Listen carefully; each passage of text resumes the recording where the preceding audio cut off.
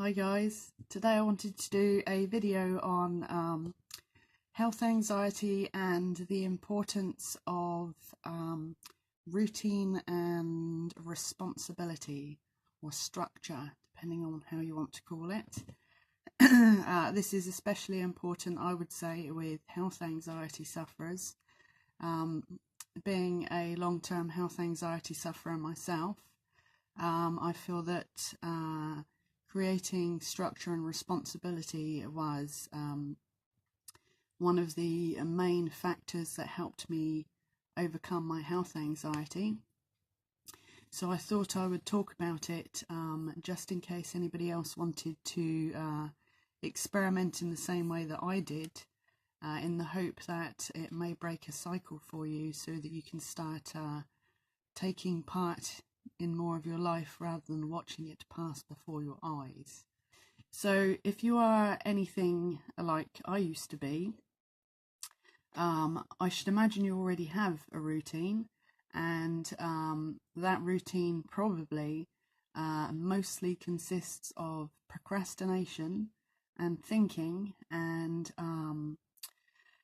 not particularly having very high self-esteem, because at the end of a day where you've done nothing other than think and panic, you tend to reflect back over the day and feel that you've accomplished nothing, and it has a negative effect on your self-esteem because you start to tell yourself that you are worthless. That may not be the case for everybody, but I know that many of us, because of the way health anxiety affects our lives, we tend to feel disappointment in ourselves, and perhaps a degree of how would I put it, incompetence, perhaps, for the fact that due to our disorders excuse me, due to our disorders, we become less able to follow through with things that most people do without even thinking. So I know I've spoken to a lot of health anxiety sufferers about what their routine is, and I think for the majority of people that seem to suffer from health anxiety, a large part of them actually spend the majority of their days at home. I don't know whether that's coincidence or due to circumstances because of their health anxiety, but I don't know particularly many people with health anxiety that are able to have full-time jobs and only allow the health anxiety to affect them on their days off. So I'm sure there are some people out there, and those people are, you know, I'm sure we all admire you for being able to do that. However, a large part of them, like I say, are people that are home for the majority of the day. So that's people that are at home because they're bringing up children, or because they're self-employed, or because they're students, you know. So I'm not quite sure on your reasons for being at home, but I do know that there are a lot of people who are at home with health anxiety. So these are the people predominantly that I want to address. I know that it's very easy with health anxiety to get into this negative routine of getting up in the morning, and once you have dealt with your morning responsibilities, whether that's, you know, sending the kids to school, or, you know, seeing your partner off to work, or whatever it might be, once those minor responsibilities are out of the way, I think we all have a tendency to think, brilliant, now I can relax, sit down on the sofa, and become paralysed and stuck to the spot, and not being able to do anything other than thinking. And the thinking leads to health anxiety thoughts and thoughts about symptoms, and those thoughts and those symptoms and our reactions to them tend to make us feel like the only thing we're capable of doing is sitting in that one place and not being able to move, which causes us to think even more, and it perpetuates itself. So I want to make a suggestion based on my own experiences that may help you change that routine so that you don't spend all of your time just thinking about your symptoms. So I remember probably about 5 years ago, I would say, when I was seeing a humanistic therapist, and I had been seeing her for quite some time, and she was reflecting on my health anxiety, and she said to me that she felt that the reason that I was trapped inside my own head and unable to do anything was because I had too much time on my hands. And I remember at the time being quite offended because of the implication that I was being self-indulgent and choosing to activate my health anxiety when I was just trying to survive. So I was quite upset about that for quite some time, and I did lose a little respect at the time for my therapist for not understanding what I was going through. However, with my own experiments since that point, and since then going self-employed full-time, because I'm actually an eBay bookseller, that I stand by those words. I agree, and I know that will probably offend some of you in the same way that I was offended. But I do think that the lack of things to do is something that really does perpetuate health anxiety, because without distractions, you know very well where your mind will go, and I think that is preventable. And if you are stuck in that situation where you are glued to the sofa, unable to move, then do you really have anything to lose through trying? So this is my suggestion. I think if you can address the fact that your health anxiety flares up at times when you have no distractions and you have no people around, then you also need to address the fact that you could be contributing to this anxiety by not choosing the way to better fill your time. So for me, I would say that responsibility is a massive factor in overcoming health anxiety. And if not responsibility, just anything really that can take away your time sitting and doing nothing. So what I would suggest is, this is the same way that I did it myself. If you look at your days from Monday right the way through till Sunday, you'll notice that you probably don't do a lot in that time, and at the end of the week you may feel that you've accomplished nothing.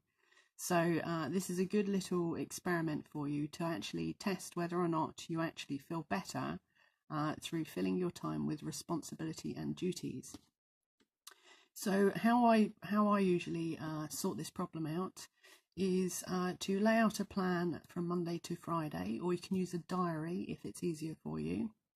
Break the paper down into 7 separate days, and start with thinking about the responsibilities that you already have.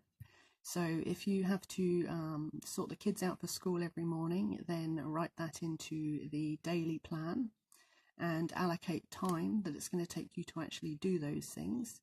And then think about anything else that you have to do, like for example, if you need to do food shopping 2 days a week, start logging those things down and allocate time periods for them. After this point, look at the spaces that are left in the week and in each individual day, and start breaking those down and looking at the periods that you have left, and see if you can start filling them with something, because if you don't fill them with something, I can guarantee they will be filled with health anxiety.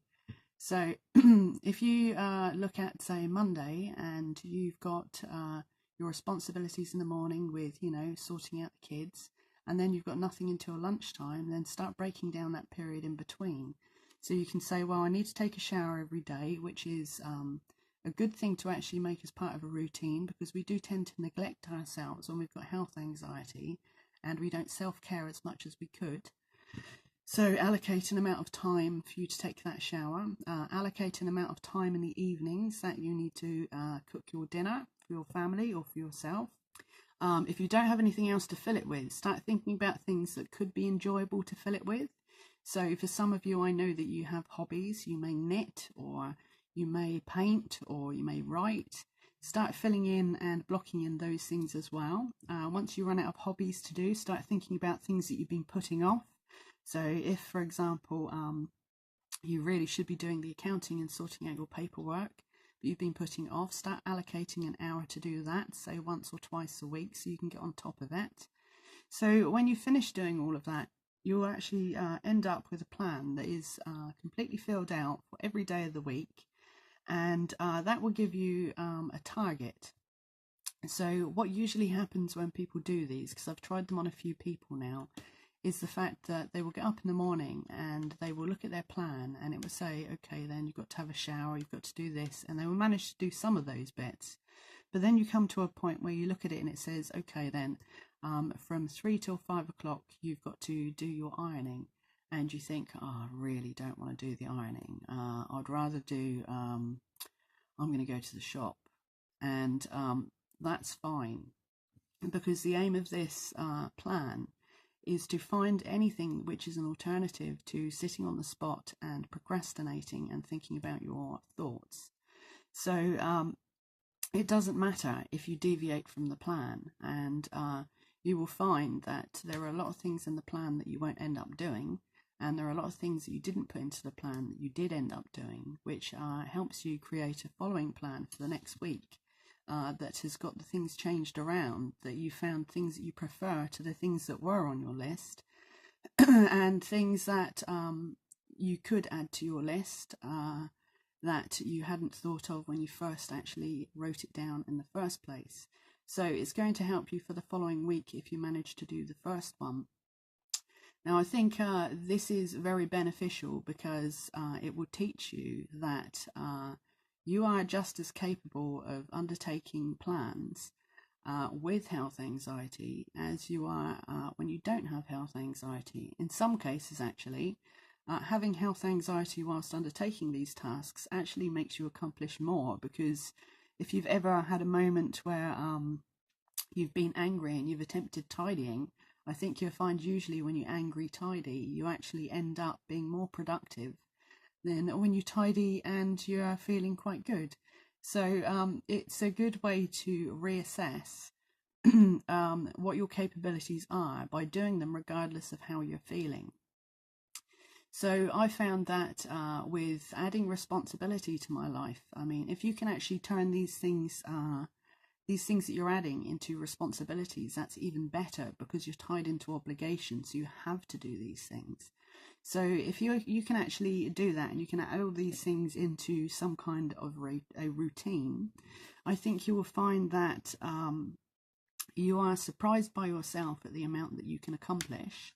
And even though you've had health anxiety for that whole week, the difference is at the end of that week, you will feel a sense of relief, because you haven't just been thinking, and you've had moments of distraction. And I think you will find that your self-esteem will actually increase, because you've proven to yourself that you have capabilities, and you will be able to see your own accomplishments. So I'd be interested to know if anybody actually goes ahead and tries this. It's not hard to do at all. And what's the worst that can happen? The worst that can happen is you don't stick to any of it, and you revert to spending all of your time sat on the sofa thinking about your health anxiety and your symptoms. So really you have nothing to lose through trying it. But I think if you do try it, you will be pleasantly surprised. So let me know and give me feedback if any of you attempt to do this. And if you don't attempt to do this because of some reason that I have not mentioned, please pop it into the comments, and maybe so that's something that I might be able to address as a separate video. Okay then, until next time, thank you very much and goodbye.